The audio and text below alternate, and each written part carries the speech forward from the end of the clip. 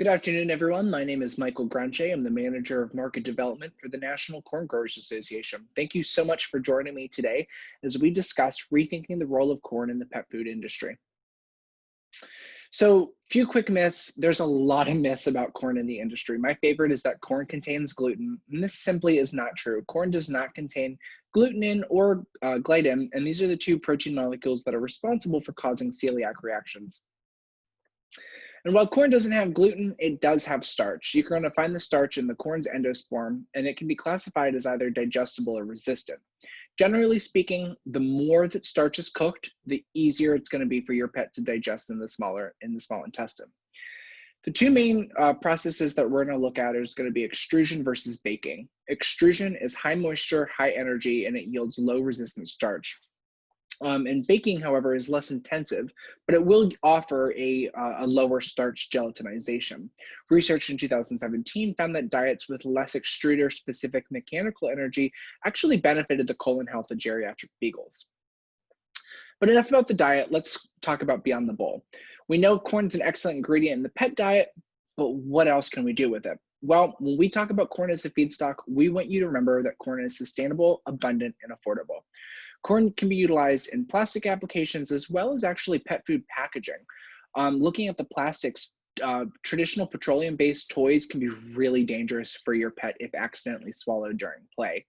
And for packaging, if we start thinking about, the life cycle of pet food packaging, it's one use, it's single-use plastic. And so why not try to make that compostable or recyclable? And the good news is we can with corn.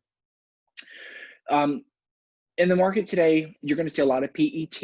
Yes, it's very durable. Yes, it offers significant value, but there's some negative aspects here.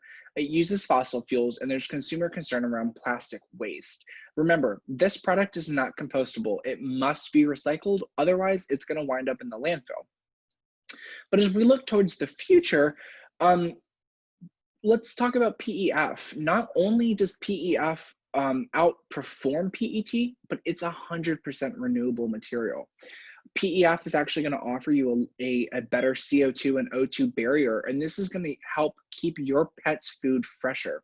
If we think about the life cycle, the journey that pet food packaging takes, it goes from the manufacturer to the warehouse, to the truck, to the grocery store shelf, to your car, and ultimately to your pet's bowl. There's a lot of opportunities here for the freshness to be tampered with and for outside moisture to actually penetrate that packaging.